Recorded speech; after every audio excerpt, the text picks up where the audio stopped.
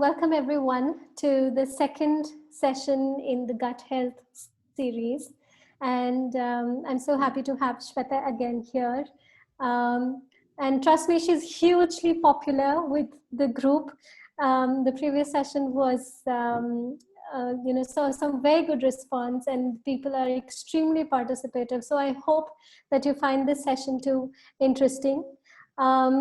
Just for the benefit of everyone, whoever has registered for this particular program and was not a part of the previous session, we will be sharing the link to the recording or the recording from the previous session, just so that you don't miss out on any valuable information related to gut health and immunity boosting. All right, so today's session is focused on avoiding the 5 whys. And the 5 whys are something which are very integral to everything that we eat and do every day. So these are your dairy products. This is sugar, table salt, and then we also have which is the one more, Shweta? White rice. White rice, yes. And then Maida. And Maida, yes. Thank you so much. I'm just using, a few things here and there. Okay, so with that, we'll get started. We can move to the next slide. Okay, so just like Akhil said, we will be putting everybody on mute, but there is a chat option on Zoom. Please make use of it extensively.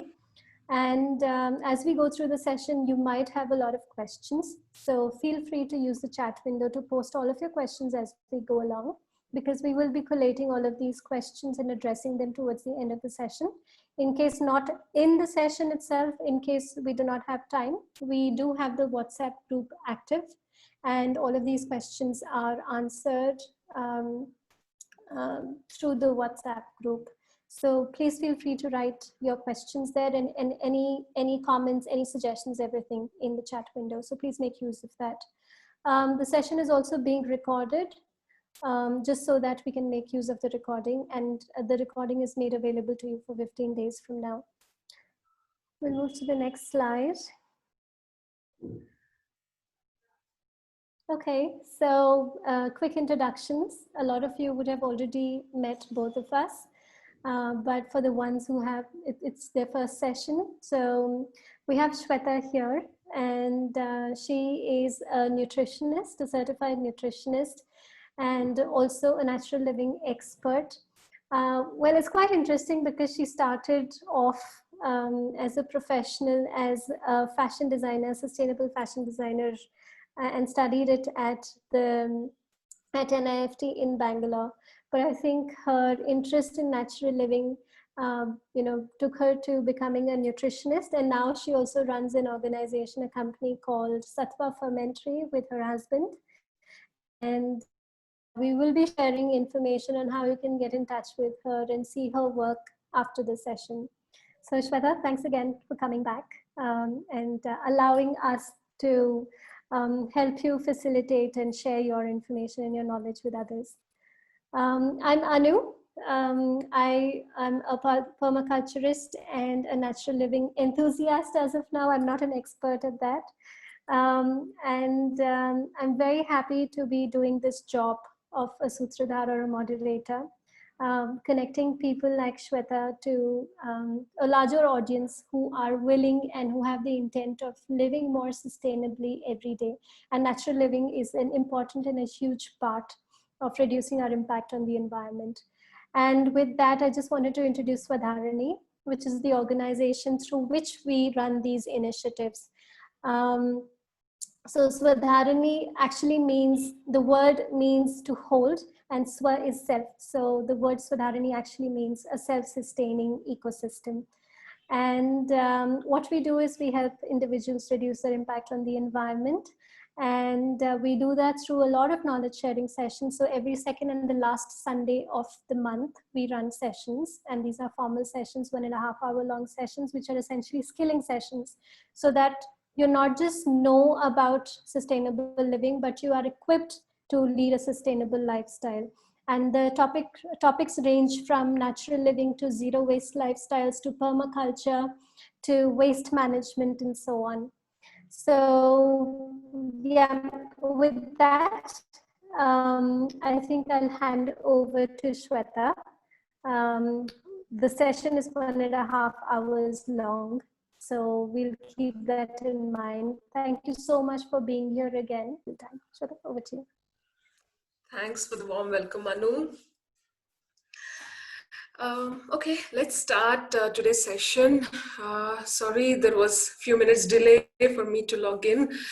And yeah, without further delay, we'll start. The agenda for today, as we all know, that the 5 I's which we should avoid. Yeah, there are, these 5 I's which we usually use in our day-to-day diet, but why should we avoid it now? Earlier we used to use these whites, but not as white, in a very raw form and unrefined form.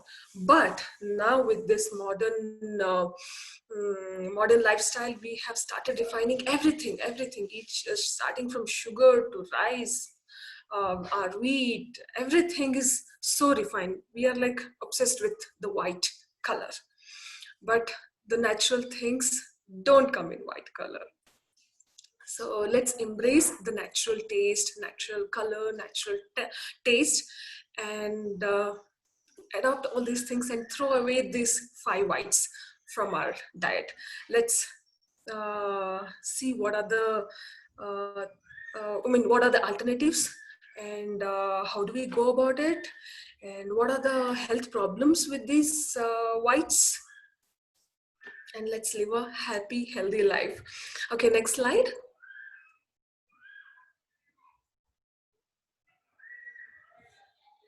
Okay, so the first white out of 5 whites is the sugar, which is like so commonly used. Starting from, as soon as we wake up, we need a hot cup of tea or a coffee added with sugar. And next we go to cereals, added with 1 or 2 tablespoons, spoons of sugar. And we complete our lunch by having some dessert, which is also loaded with sugar. So the list goes on, even the snacks and dinner, everything is loaded with sugar. Why sugar is not good? See, nature has given us a sugar cane. If you just eat sugar cane, how much can you eat? Just a meter maximum. You have to chew and drink that juice, suck that juice. It is so difficult for us to have that juice. But when you process it, when you make it into the juice, and then which goes through all the crystallization process, and then when it comes to your hand, a teaspoon of sugar is so dangerous. It immediately goes into our blood, and our insulin level goes up. So the sugarcane juice, which is extracted, is purified, filtered, refined, crystallized, and bleached with so many chemicals. So it does not have any minerals, because in those purification and filtration process, all the minerals are taken out, and there is no fiber because the juice has been extracted. No protein, no nutritional value at all. And moreover, it is loaded with just empty calories and chemicals. Next slide.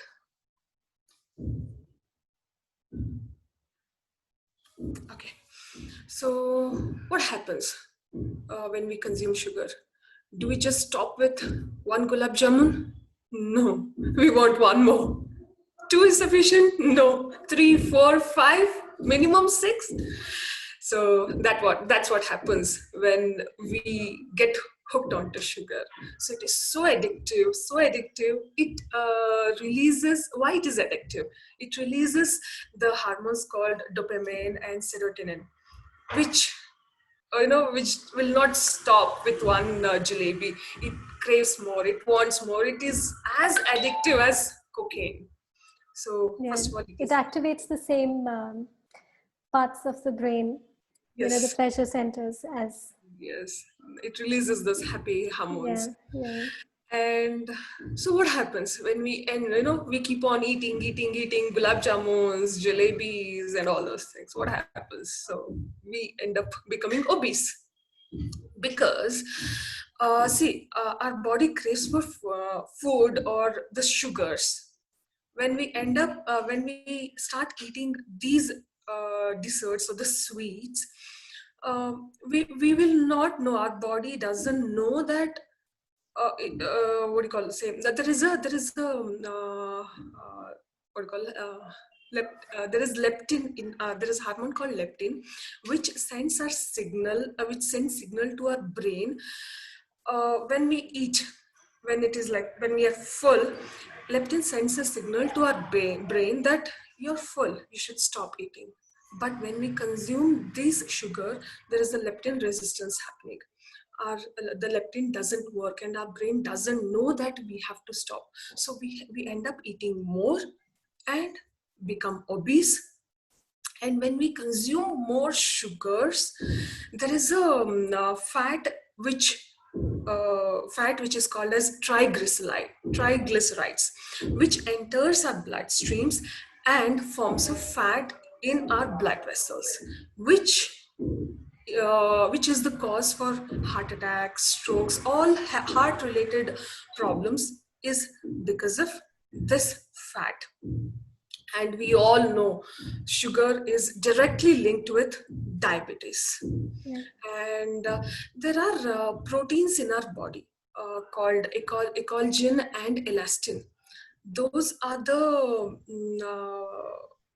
reasons for our skin to stay intact and it doesn't get saggy Mm. and wrinkle. So there is a research which shows that people who consume more sugars, they they tend to look more aged.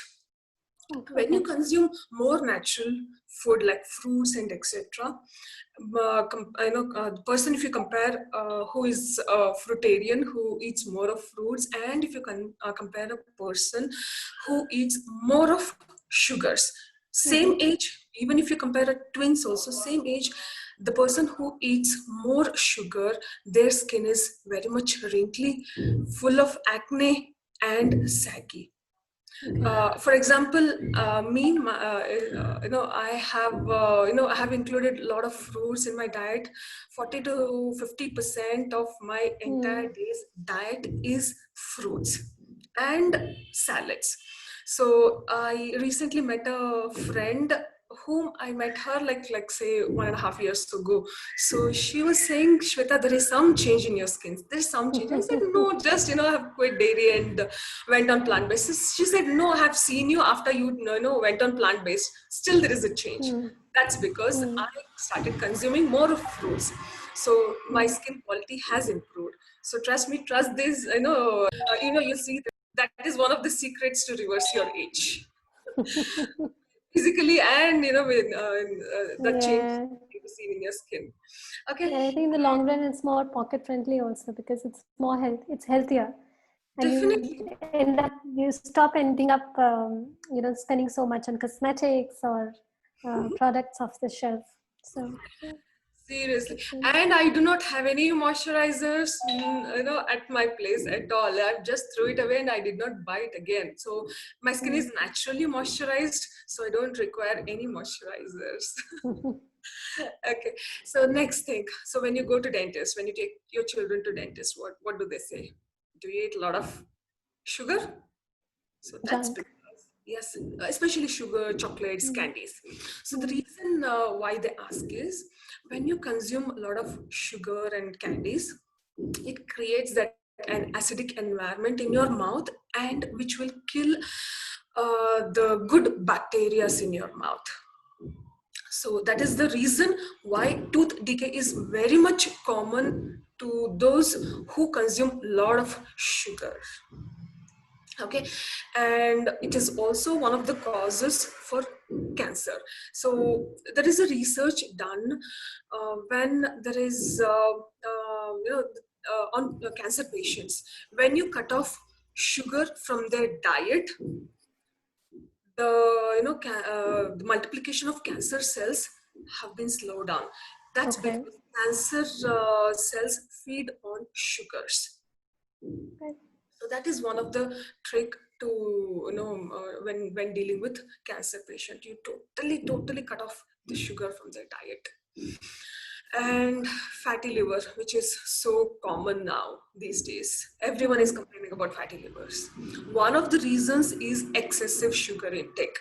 What happens is liver is organ which controls the blood sugar levels.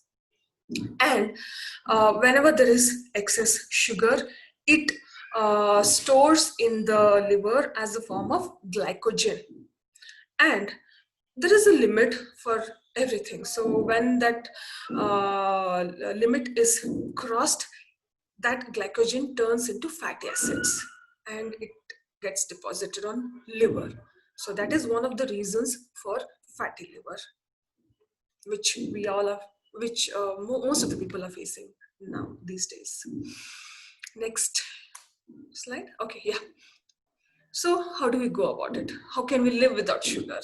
There are so many nature prescribed or nature given food. Those are the first things are fruits, seasonal fruits. If you come to my place, you will see my entire living room is loaded with fruits, all the seasonal fruits. So once when you start consuming more fruits, your sugar cravings come down. That is one of the secret to cut down sugars from your diet. As soon as you wake up, have fruits. So that will take care of the entire sugar, what do you call, The craving. Yeah. And I think not just sugar, but also caffeine intake. It kind of curbs your need for caffeine all through the day, or even you don't feel very hungry. I mean, there's more, the hunger pangs are reduced much more. I think that's my personal experience. The day I have a fruit, the days I have fruit in the morning, the first thing, those are the changes that I see all through the day, and quite visible changes. True. That's true. Totally agree with you. And when you make your desserts, so you can add your sweet fruits like mangoes and bananas in your, say if you make a cake, add your banana. So it's in that way you will cut down the sugar intake. And you can use dates. I usually what I do is I soak these dates in water. The regular Kimia dates and Mejbur dates are the ones which I regularly use. So you can soak these dates in water for few hours and make a fine paste out of it. See? Make a fine paste. Yeah. And this, trust me, this is such a good alternative to your sweets. I add it in my payas. I add it in everything. All my desserts are with dates, and it's more tastier than the white table sugar. Yeah. Yeah, because And it has a taste flavor of its own, and yes, that enhances the whole thing. Yeah. true. And raisins also. You can add raisins or make a raisin paste and add it in your desserts. Even apricots and figs are also can be used. And yeah, depending upon your recipe, you can do experiments with these natural dry fruits. And there is also leaves called stevia leaves. Just a minute. Yeah.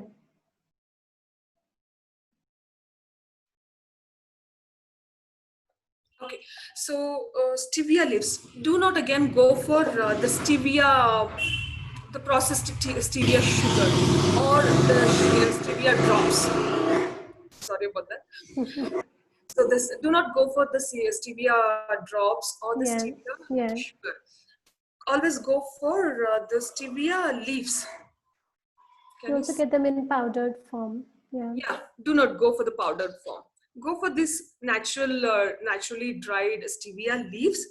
These leaves, you can put it in your herbal infusions. Put it in water, boil it for few seconds, a few minutes, and that water you can use it for your herbal teas, or you can use it in making your desserts also, like the payasa and pudding and all those things. You can use it. So these are the Okay. natural sweeteners with which you can easily replace your table sugar. And the next alternative, or the least preferred ones, are the jaggery, palm sugar, kandasari sugar, the joni bella, the liquid jaggery, and coconut sugar, and all those things. So I would say these are not as natural as the ones which I told before, or not as bad as white sugar. So use it in very, very less quantity. Maybe initially during the transition phase, you can use these things, and then slowly switch on to dates and raisins. And then when you come on fruit diet, nothing like it. Next. Okay, so this here we come to the end of the first white, that is sugar. So if there are any questions on sugar, shall we take it now or at the end, Anu? We can maybe address the common one, which is honey. Okay. Why not jaggery, and is honey okay? These two. Okay, jaggery, as I said, use in very minimal quantity. It is again a processed form of sugarcane juice, right? So when you compare it with white sugar and jaggery has those minerals, but again, it is again a concentrated form of sugarcane juice. So use it in very, very minimal quantity, and again try to move towards dates. Just to initially in transition phase, you can use jaggery. Okay. And next, honey. Why not honey? Honey, see, what exactly is honey? It's the food, or the, what do you call, it's the vomit of the honeybee.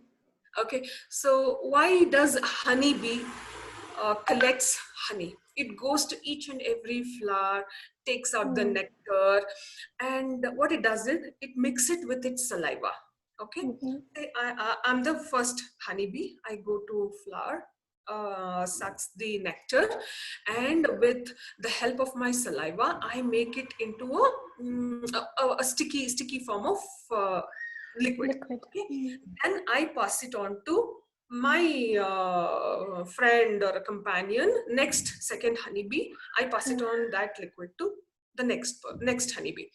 Even the second honeybee also does the same process, and third, fourth, fifth, sixth, eight, like 8 to 10 honeybees. The small quantity of liquid nectar gets passed on to like 8 to 10 honeybees, and once it reaches that thick, sticky consistency, then that liquid gets stored in the hive. Okay, so why honeybee does that? Whenever it's like the season of flowers, it collects that nectar, and when there are no flower, there are no season when flowers don't bloom, so it uses that honey as its food.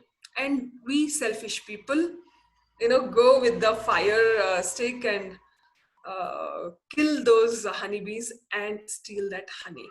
And if you just do a research on honeybees, if all the honeybees on this planet are killed, within 6 to 8 months, the entire what do you call, creatures on this earth will be dead.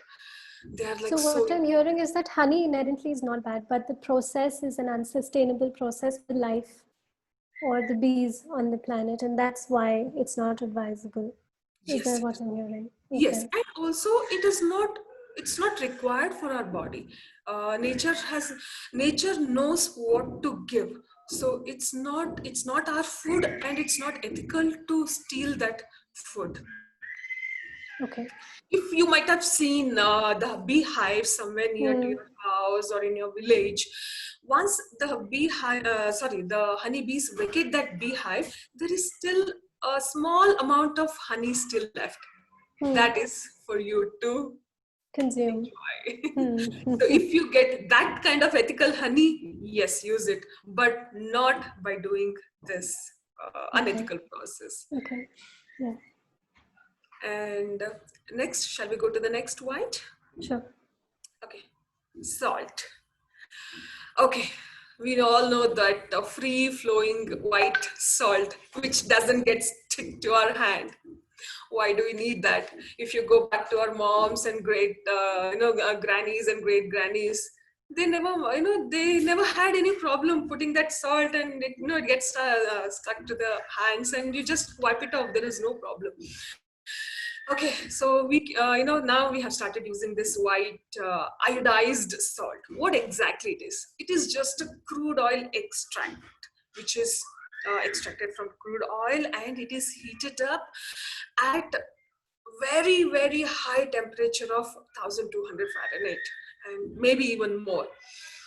So at that high temperature, there is absolutely no nutrition at all, no minerals at all. So how do we consume it? Artificially fortify it with iodine, and we have that iodine salt. And the government recommends that we have to have this iodine salt. But trust me, just that 1 teaspoon of salt is, more than 95% is just the sodium chloride, nothing else. So when you go to the doctor, and when you, what do you call, get diagnosed as high BP, high BP patient, so what they say, stop salt. That's because of this sodium chloride. Next slide. So next slide. Okay, yeah. All right. So as I said, it is loaded with anti-caking agent. So that it is like free flowing and it doesn't get stuck. Yeah. So this is one of the reasons. The anti-caking agent is one of the reasons for cancer. And it has that aluminum hydroxide chemical, which is the main cause for thyroid problems. Everyone says that we have to have iodine salt so that we do not get thyroid problem. But just go out, see how many people are suffering from thyroid. Even after consuming iodine salt, they have thyroid problem. And it's increasing. It's increasing. And I think it's not just because of the regular intake of salt directly, table salt directly, but also, it is there in all the products, other products that we consume, whether it's wafers, chips, or noodles, for instance, in them. So if you read the ingredient list, it does mention anti-caking agent. So yeah, it's like a double whammy. That's true. So the sodium chloride, what happens is it disturbs the fluid balance in our body. For every gram of sodium chloride which we consume, it requires 23 times of cell water to neutralize it. It is that dangerous. And excess salt consumption, just a minute. Yeah, excess salt consumption, which can, it leads to the kidney stones, gallbladder stones, arthritis, rheumatism. So many problems are linked to salt. And even the nervous disorders, high BP, as we all know, heart problems, all these are related to salt. And it is as addictive as sugar also. When there's you might have seen people who consume a lot of salty food because they have got addicted to it. Yeah, true. So what are the alternatives? We can go to the next slide. What are the alternatives? Husband about it. He keeps munching on these salted peanuts, and he can't stop. Once he starts, he just can't stop. He should be attending the session. That's what the chips. No one can eat just one, is what they advise.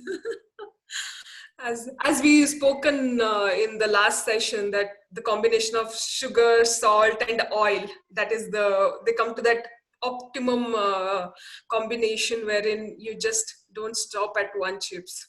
Yeah, yeah, true. Right. So the natural substitutes for the table salt, as if you go back to our granny's age, we used to use that rock salt. That is the Mm, best. Go mm, to, you can have black salt, natural Himalayan pink salt. mhm, Those are the best alternatives for table salt. mm, So these are very much alkaline and rich in all the minerals which we require.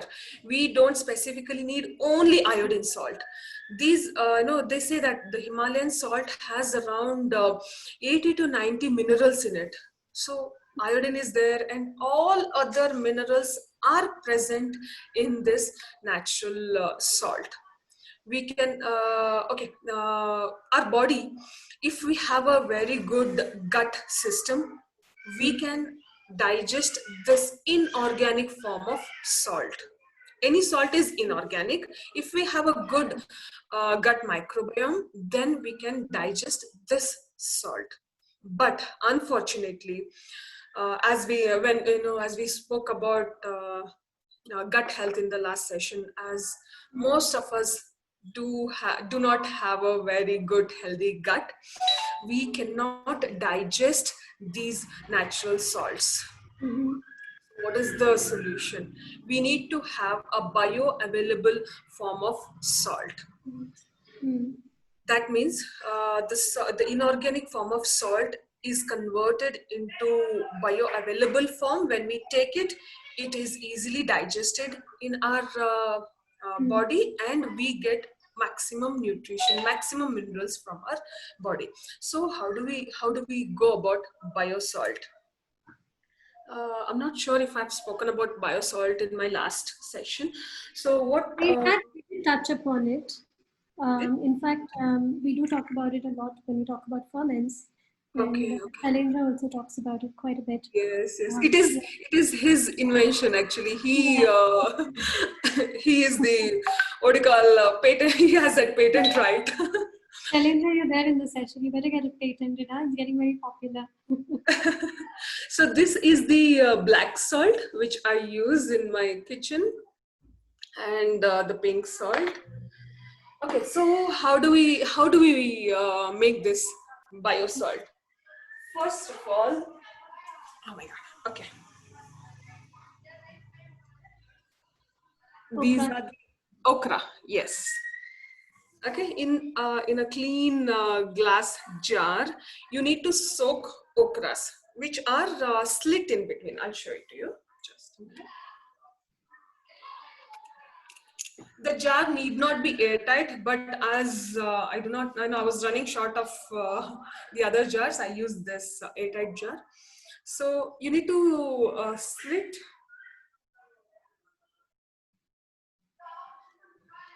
Can you see it Mhm, is so slimy? mm, Okay, slit okra in between. First of all, wash it nicely, thoroughly, and then slit in between, and soak this okra in water overnight. And next day, take out those okra. What do you call? You need to filter that liquid in a thin cotton muslin cloth, mm. and then in that liquid you need to keep stirring the natural salt, the pink salt or the black salt or rock salt or unrefined sea salt, if you are able to get it from a very trusted Organic source. salt. Like they say, the Yeah. Gokarna salt is very much minimally polluted. So if you have access to it, you can do that.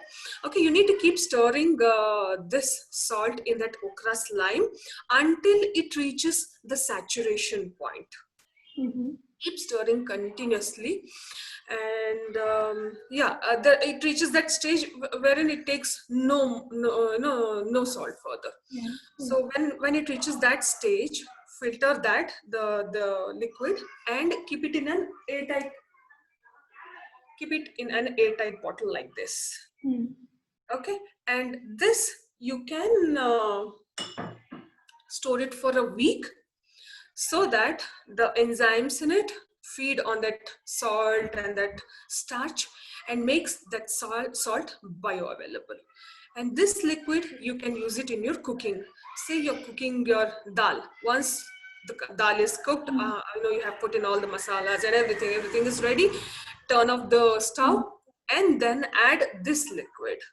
Initially, you might find it difficult because you're used to the powder salt and the quantity, how much to put in and all. It takes a few days of practice and you'll be able to do it. And trust me, it is more tastier than your regular table salt. I can I can ask you to do a small experiment. Make a dal, divide it into two portions. In one portion, you add your regular table salt, iodine salt, and in the second portion, Add the okra. you can add this.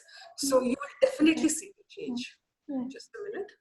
And in the meantime, you would hear Shweta using the word bioavailable. So bioavailable, Shweta, do you want to explain it very quickly or shall I? I'm sorry. Bioavailable, but the term bioavailable. Yes. So just for the people who must be wondering, or maybe you've not noticed it, but bioavailable is anything which is out there in the environment and available to us, to soil, water, air, and anything that we ingest, whether through through one of the senses, is bioavailable. Okay, and any questions on this salt? We will be sharing the recipe for making the okra slime and the biosalt with you. Yes. Yeah, I have made a video. I can, I'll be posting it on YouTube. I can share that link to you guys. Okay, any questions on salt? Shall we move on to the third white? There was one question, which was the Himalayan pink salt or the Senanama.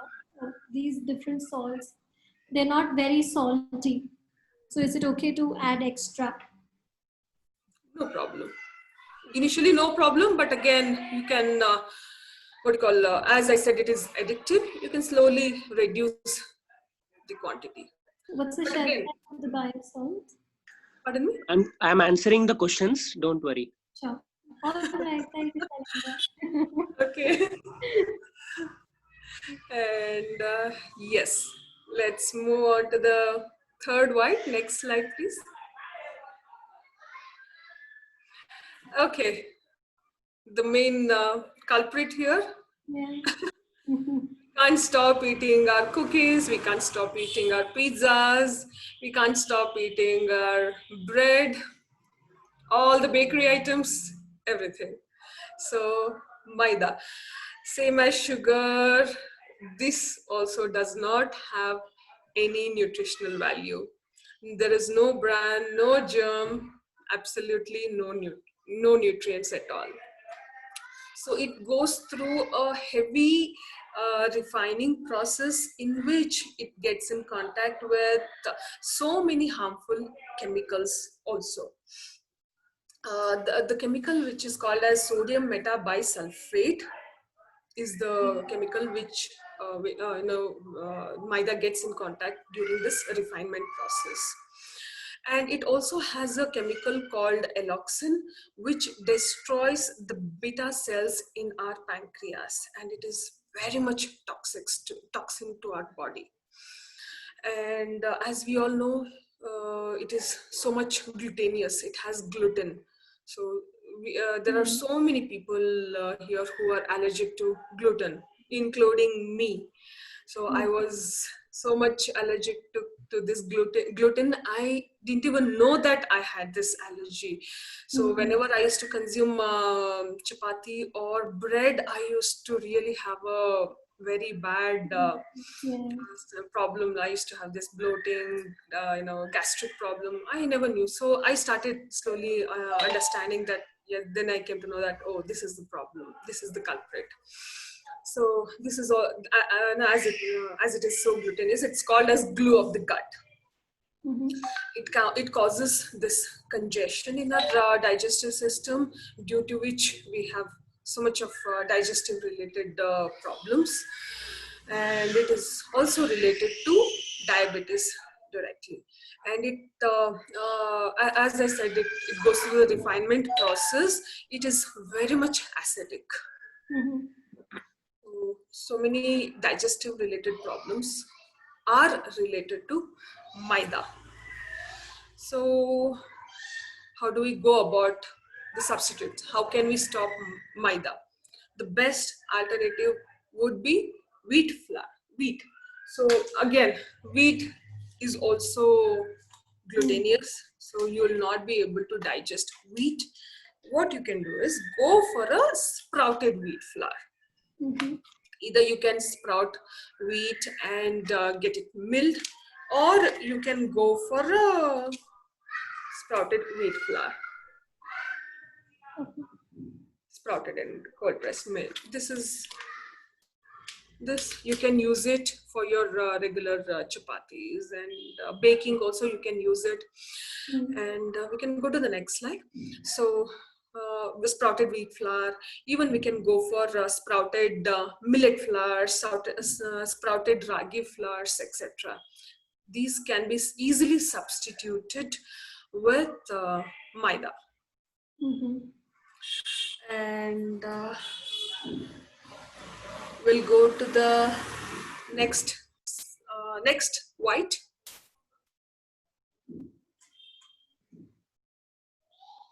Which is white rice. We cannot just live without our biryani. Right? Okay. Rice. Pardon me?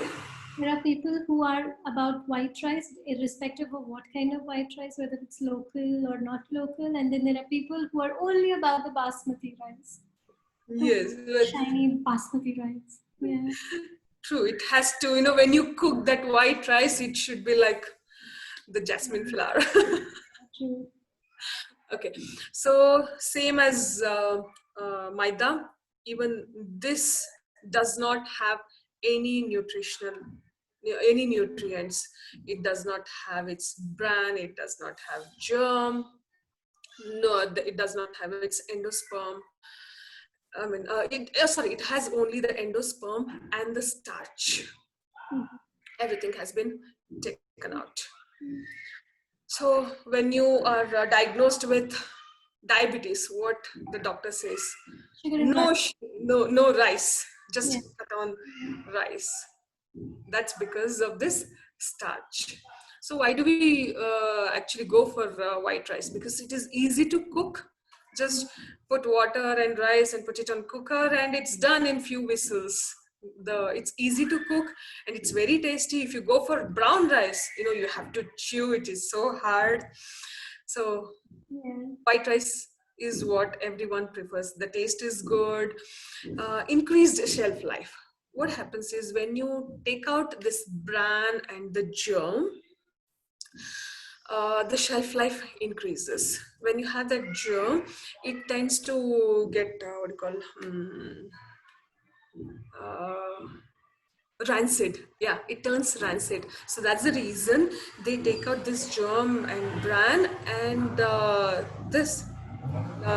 white rice will stay good, fresh for a very long time. That is the reason, and it is easy to digest. Okay, next slide. Okay, so the best alternative is to go for brown rice or the unpolished rice, hand pound rice, any natural local rice which you might be getting in your own region. In Karnataka we get Rajmudi rice. You might be getting Sona Masuri rice, but when you go for Sona Masuri, when you're used to Sona Masuri, go for unpolished Sona Masuri rice. That is the best thing. So how do we cook this unpolished rice? First of all, soak it overnight. Before going to bed, make it a habit to soak your unpolished rice. Okay, soak your unpolished rice. Wash it once and soak your unpolished rice or millets, and next day use the same water for cooking your rice in an open vessel. I usually cook in a stoneware. Even you can cook it in your earthen pots also, or a high grade steel is also okay. Okay, cook it in your natural containers, and once the rice is cooked, separate the cooked rice and the starch. Both has to be separated. And the rice, you can use that rice with your sabzi, sambar, dal, or make your pulao, whatever it is. And the rice starch has to be fermented. You can add few chili tops in it. Once the starch comes down to the warm temperature, add chili crowns and set it to ferment for overnight, or like depending upon the weather, it might get fermented in 6 hours also, or it might take more than 12 hours, or even sometimes 18 hours also, depending upon the region where you are staying. Okay, so once that is fermented, once it turns sour, you can taste it, you can feel the taste like the buttermilk taste. Then you can add your biosalt and consume. This is such a good probiotic drink which anyone can make it at home. Simple, easy fermented rice starch is the best for your gut health. So in this way, you have you have taken care of your probiotic part. The gut enzymes are also happy, and the cooked rice is also easy to digest. And as it gets converted into simple sugars, it's easy, and even the diabetic people can also have this. Yeah, and it is very much rich in all the vitamins, especially the B vitamins are very much, the brown rice is rich in B vitamins, and it has all the minerals, all the antioxidants, amino acids, and iron and fiber. Okay. Someone's asking, what about single polished rice? Semi-polished rice? Single, yeah, a semi or a single polished rice. I don't know the difference. Yes, you can go for it. Right? Okay. And then there are these different varieties of rice, like the black rice, the brown rice, and there's the red rice also. Yes. And the violet rice also. So these are all indigenous varieties, and I think it applies for all of them. And as long as they are not polished, whatever is local to you, fine. Yeah. Yes. Yeah. Whatever is local to you, whatever is easily available and grown in your area, go for it.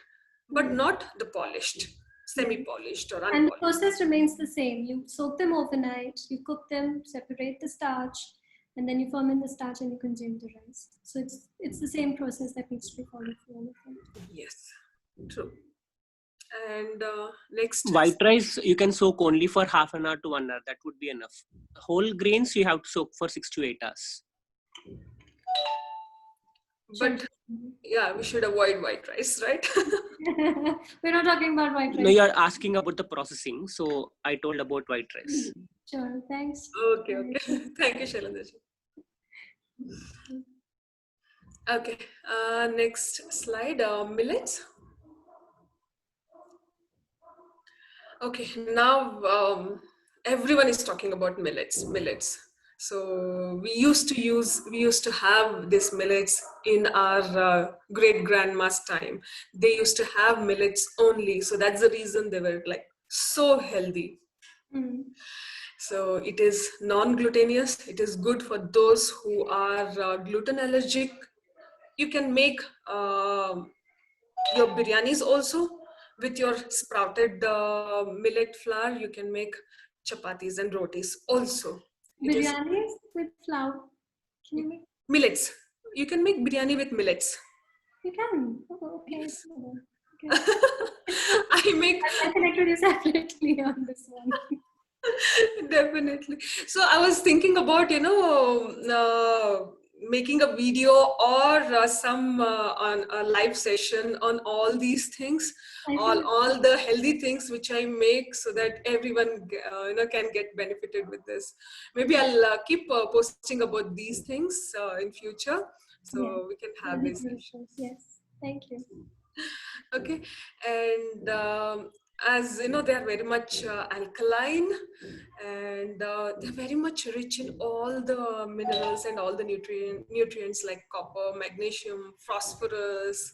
All these things are available in millets. And for those who are like very much conscious about calories intake, Mm. this is the millets is the best food. It's very Yeah. much low in calorie. It improves your immunity. It is very much protein rich, so you really need not depend on meat and milk to get your protein dosage. Yeah. Millets are a very good source of proteins too. And then for those who count the GI level, Mm. so this is also the best thing. As it is, it is considered as the positive grains. The millets are considered as the positive grains. All the 5 millets are comes under the positive grains. So it's good for your heart, your Digest. immunity, digestion. Mm. Everything is taken care with this millets. So even cooking millets is the same procedure as the brown rice which we discussed. Soak it overnight, separate the starch and ferment it and have it. The same procedure for cooking millets too. Yeah. But And if you're using it to make rotis, yeah. then go for sprouted millet flour. Okay. And I think Shailendra did mention that biosalt can also be made with rice starch as well as with millet starch. Yes, that's true. Yeah. So instead of okra slime, you can you can use this fermented rice starch or fermented millet starch. Once it is fermented, you keep adding salt to it. Yeah, I forgot to mention. It takes somewhere between 150 grams to 250 grams per 1 liter of okra slime or the starch, fermented rice starch or the millet starch. Somewhere between 150 grams to 250 grams. You need to keep stirring, and once it reaches that level, yeah, you can use it. So the starch in this grain is like so complex that we need to separate the starch and the rice. So for cooking and ferment that starch so that it breaks down into simpler form and it is easy to digest. So that's the reason we cook and separate and ferment. Okay, so we'll go to the next slide. Milk.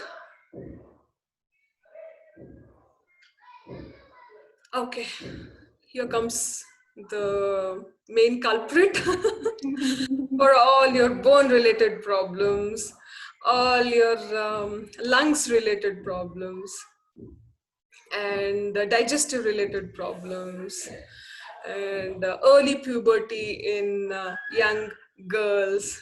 So all these problems are it's because of the milk which we intake.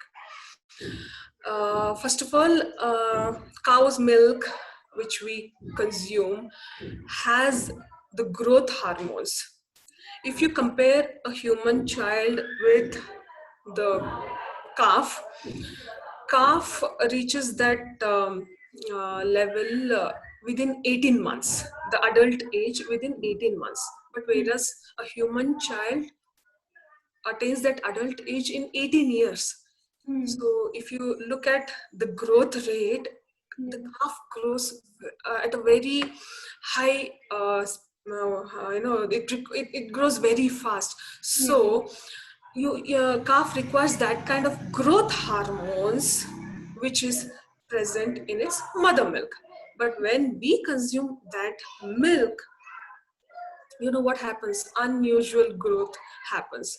May it be early puberty, it could be fibroid, it could be cyst, cancer. And if if you look at few people, they're like there is unusual growth. Either their thighs are very heavy or their hands are very heavy. So these are unusual growths with this growth hormone.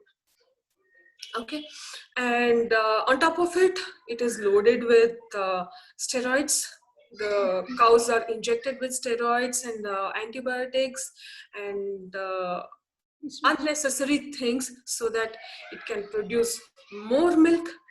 And antibiotics are given on a regular basis to cows. That's because they live in such an unhealthy and unhygienic condition wherein cow falls sick very frequently. So for that, they get injected with antibiotics very frequently, and that milk when we consume, we we take those antibiotics and we become antibiotic resistant. There are antibiotic cells, enzymes which gets formed in our digestive system. And nowadays it's very common that they say that I'm lactose intolerant. Okay, even I am lactose intolerant. Even I am also lactose intolerant. To be frank, all the human beings are lactose intolerant because we do not have the enzyme, that is lactase, which can break down the lactose in the milk. Once we cross that infant age of 3 to 4 years, we do not have those enzymes. So naturally, we all are lactose intolerant. So when we consume milk, we have all these digestive related problems. So cholesterol, they say that cashews have cholesterol. Do not eat, but milk is okay. But this is a myth. I would say all the animal products have cholesterol. That's because cholesterol is produced by liver. So all the animals, including us, we produce cholesterol wherever required. So when we consume when we consume animal products, maybe milk or meat, we get that extra dose of cholesterol in our body. For example, whenever there are internal inflammation, say for example, a simple thing, when we have ulcer in our mouth, first of all, it is red. And then after 1 or 2 days, if you notice, there is a white patch on that ulcer. That's nothing but a cholesterol. Our body is capable of producing cholesterol, whatever we require. So there is no need to get extra cholesterol from animal products. That goes into our bloodstream, and there is a report which shows you have high cholesterol. So there was a patient whom I consulted. He had that high cholesterol report, and the first thing what I made him to do is stop milk and meat. He was having meat very less, but milk was the regular consumption in tea, coffee, and all those things. So immediately the cholesterol level came down without any medication. So there is no need to take medicines for cholesterol. Just what about so milk? I think for ages, we've been told that if you have any acidity, just have a little bit of cold milk in the night and it'll settle. Or for that matter, there's a lot of focus, especially not just for children, for growing children, that you should have milk, and that's a very regular thing in every household. Is it just advertisement, or is there really that it can be taken when needed and not all the time? So, like for example, when we talk about certain non-pranic foods like garlic, right? So they have medicinal value, so they can be taken at certain times, but not consistently, because the value that they bring kind of neutralizes, and they become more toxic if taken consistently. Is that the same with milk? Are there certain situations where we can take milk? Any idea? Okay. See, if you go back to our olden days, our ancestors, they never consumed milk. Not just our mother or grandmother, our great grandmothers or their mothers. Okay, if you go back to that age, they never consumed tea or coffee added with milk. First of all, there was no tea, coffee, Yeah, and that's true. We had suku coffee. yeah. So milk was never consumed. Though they had their own cows in their backyard, they never used to consume milk. What they used to do is they used to get that extra milk. Like, first the calf was allowed to feed on. Once that is done, any excess milk, maybe a quarter liter or a half liter, not more than 1 liter, okay? They never got more than 1 liter of milk on a daily basis. That milk was fermented. I mean, first of all, it was boiled in an earthen pot on a very very less flame for hours together, like 6 to 8 hours. It used to, they used to boil it so that the animal hormones in that milk gets neutralized. Are we doing that now? No, we just cut the packet, pour it in the steel container and put it on stove, and within 5 minutes the milk is boiled. And are we getting the milk from our own cows which are there with us? No, we do not know from which cow. We do not know what has been injected to those cows. Okay, and next, so once that milk is boiled, we used to ferment it, make it into a curd. We are doing that. Okay, and that curd was not consumed. The curd was like made into butter, and the buttermilk was separated. So that buttermilk was consumed in small quantity by all the family members in that joint family, which used to be like 20-30 people. Okay, so you can imagine the quantity of the buttermilk which they had. It's just a small quantity of buttermilk, a probiotic shot kind of a thing. Okay, so they used to have probiotic buttermilk, and even the butter was not eaten. So that's the reason Krishna used to steal it. So the butter was made into ghee, and that ghee was used on your lemon rice. Few drops of ghee was used on your food. So if you follow this kind of ethical and natural process, yes, you can have 2 to 3 drops of ghee on your idli and a small quantity of buttermilk. Buttermilk, yeah. That's So it's medicinal, right? So end of the day, it becomes medicinal than pure consumption and filling your stomach. Yes. Yeah, these days we're treating it as, you need to fill your stomach, you need to grow with it, and that's where the misplaced idea is. Okay.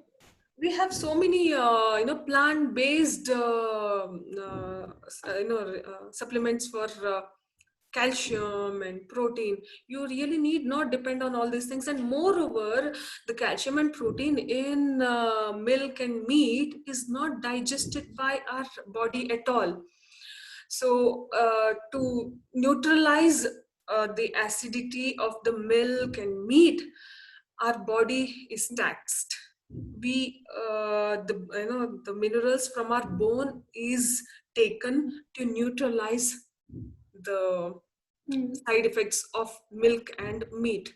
There are so many people who have this bone related problems, osteoarthritis, so many problems. They are consuming very good quantity of milk, but why do they have these bone problems then? Okay, so I personally had a back pain. I was in such a situation for more than 15 minutes. I couldn't sit without any support. Now it's been like more than an hour. I do not have any problem. I was in that situation, and both my knees, I had pain. So for my dance classes, I used to wear those knee supporters and go. I used to, cry like anything with my knee pain. But without any medication, I have come out of it. I do not have any bone problems now. Sure. Okay. And next, so how do we live without milk? You have your natural coconut milk, cashew milk, Trust me, the coconut milk and the cashew milks are so yummy, so tasty. You can make anything and everything which you make with your dairy milk. Starting from tea, coffee. I would not suggest tea, coffee, but still, if you're used to it, you can make tea, coffee. I can, make a session or a show, a video. I can show it to you. So you can make your tea, coffee, and then you can make curd, cheese, mayonnaise, and what else? Yeah, buttermilk. Everything can be made with these nut milks and seed milks. Sure. So yeah, I wish I could have shown you the cashew cheese. It is not yet fermented. So Yeah, I remember we were talking about it and you were in the process of making it. yeah, simple cashew cheese can be made. What you can do is soak cashews overnight. Wash them and soak it overnight. Next day morning, discard that water, and those soaked cashews can be blended with very little water. Once it reaches that, maybe this kind of consistency, it's not yet fermented actually. Once it reaches this kind of consistency, just cover it with a muslin cloth, tie it, and leave it to ferment for like 4 to 6 hours. It becomes a little sour, and you will see those air pockets forming. That is such a versatile cheese, I would say. You can use it on your pizzas, and I can add seasonings in it and make it into a flavored cheese. Add the garlics and all those and little coconut milk, and you can make it into mayonnaise, and dilute it even more and make it into a white pasta sauce also. Nice. Okay. So it clumps up together. I mean, the dense, is it a dense cheese or is it a very light, fluffy? It depends upon water, how much you add. Okay. You can easily put it on your pizzas and bake it. It's Nice. yeah, you can bake it, no problem. It's very tasty. All right, so we're at 4:10. Shweta, just a quick time check. Yes, we are done with it, and you can take questions if we have any. All right. So just to let everyone know, the recording will be available for the next 15 days. So we'll be posting the link and sharing the link with you tomorrow sometime. And we'll take it up, we'll open the session for questions. But also before that, just a quick note around, this is something that we follow for all of our sessions, and you must have seen that on the invite as well. So the session is a pay per your heart session. We can't fix a value to knowledge, right? However, everything is circular, everything is a transaction. So we just wanted to complete this one. Just as an exchange, here's the UPI ID on the screen and the number on the screen. If you found this, the session, you can pay whatever you feel like for the session, whatever fee that you feel like for the session. And yes, it will help us continue the work that we do as well. So thanks. That's what I just wanted to mention. We will share this information on WhatsApp as well. So the number and the UPI ID will be made available to you. Thank you. Yes, we are open to questions. So the questions in the chat box are answered. If any other questions, they are welcome. Thank you, Shailendraji. Yeah, and I have allowed participants to unmute themselves so you can ask your question. So we have a question, what about dahi? Is dahi okay? I think dahi is okay because it's a fermented format. Dahi, you mean to say the dairy dahi, I guess. Dahi, yeah. Okay. Cow milk dahi or buffalo milk. Okay, you can easily replace it as as we spoke about it some time ago.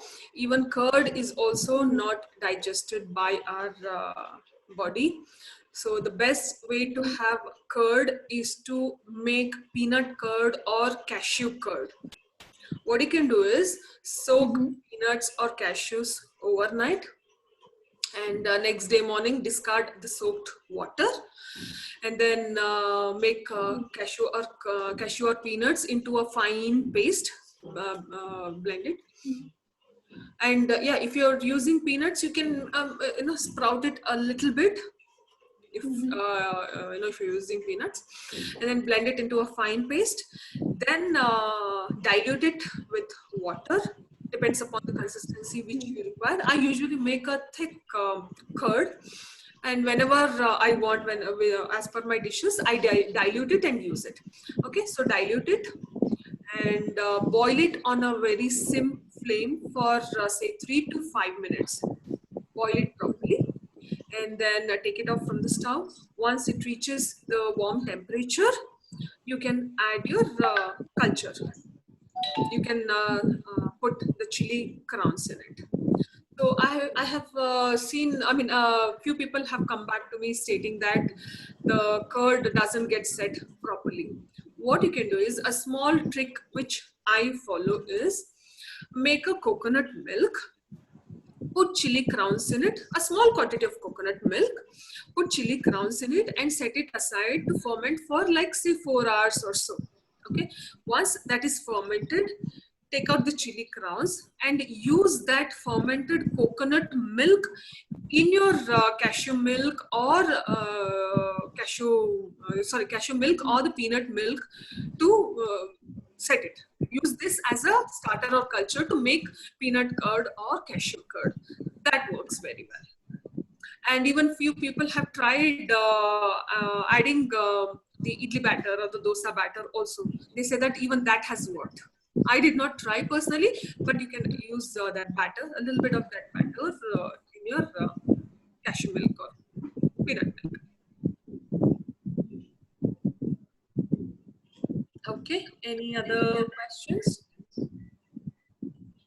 I How have to make cold pressed? Someone has asked for cold pressed. I'm not sure what is cold pressed, in what context. Is it okay to have cashew milk or curd in summers on a daily basis? I'm sorry, I couldn't hear you, Anu.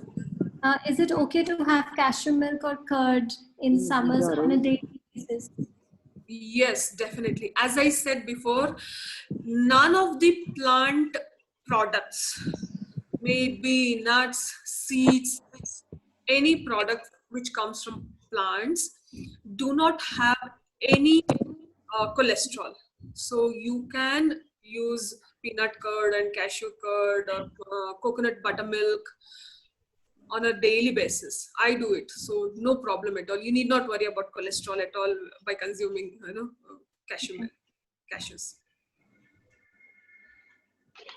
Yeah, so we've got a question from Devasri. I'm going to be unmuting her. Devasri, you can ask your question. Hi, Shweta. My question was actually around the okra slime that you were talking about.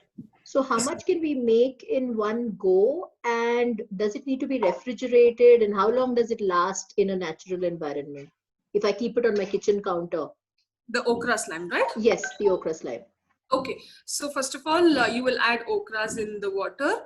Let it be there in that water for overnight or 6 hours. And when you filter it, you can add salt, and you can keep that liquid in an airtight container for 1 week and start consuming, and that liquid really lasts for a very long time, months together. But we would suggest you to make it every week or once in a month or 15 days.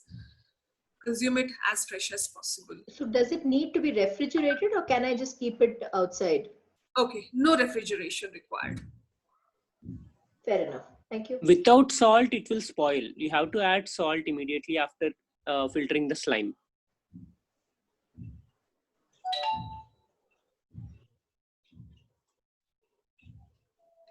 Okay. instead of chili tops and add dosa batter. Yes, someone is asking, yes, dosa batter, idli batter can be used as a starter or a culture to set the curd. So there is another one which is more about different types of kvass. But I think that's a ferment session question, right? We can take it up separately. Okay. Yeah, there's another question which says that like millets, do we also need to ensure that the vegan curds are also diversified? And what is the limit that should be there for each of the nut milks that should be when we are consuming them? There is no limit as such. So it depends, the way how you use your regular dairy curd, you can use the nut curds also. So there is no limit as such, and it depends upon you. If you really want to have a different kind of curd, like one day cashew curd or peanut curd, so it doesn't matter. It's up to you entirely. So almond milk available in the market is good or not? I would say no to any processed food. It is loaded with preservatives. It is loaded with so many chemicals which we do not require, which is harmful to our body. Make your almond milks at home. Soak it overnight. Next day, discard water and take out the peel and blend it.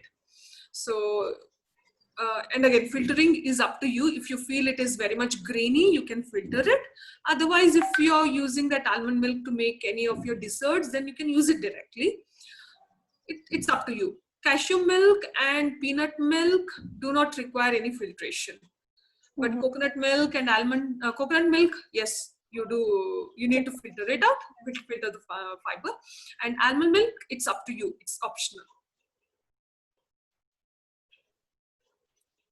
Any of the substitutes available in supermarkets? I'm a single trying to live natural. Govardhan ji.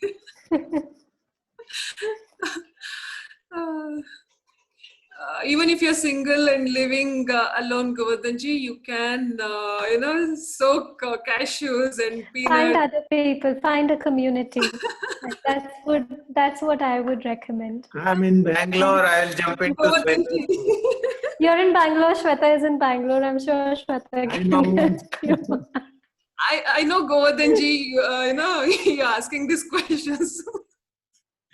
I'm asking genuinely. I'm asking genuine questions. Okay. Even if you're single, it's not difficult to make cashews. And even if you don't have time to soak cashews, you can directly put it in your chutney jar, add little water and grind it, and your cashew milk is ready. You can put it in your tea, coffee, whatever you want to do. No tea, no coffee. I need only curd. That's it. Okay, so you can do that. So once when you boil that milk, put the starter and culture and do it. And soon we will be starting delivering vegan plant-based curds in Bangalore. I can post Okay, it. good. I'm waiting. Okay, sure, we'll update you, Govardhan. Yeah. Great. Thank you, Ma. Nice talking to you. Nice Same. seeing you after about, I think 6 months ago we met. Yes, true. Maybe September, I guess. 1 year, September, yeah. Yeah, happy to see my Guruji. Hari Om, Hari Om. Hari Om. Guruji, how are you? I'm good. Okay. Nice to see you here. I Okay, think thank you all. others must be feeling a little lost and Thank for their you. benefit. Thank you. Okay. All right. Arsenic on brown rice is due to pesticides. That's a question. Shailendraji, would you like to answer this? The arsenic on brown rice is due to pesticides? Basically, soil, silica, arsenic will be there. See, we need arsenic also for our body. That's not a problem, but it should be bioavailable. So when you do this process, the way which we are talking about, then arsenic also will be broken down. it will be converted into bioavailable. One need not worry about it.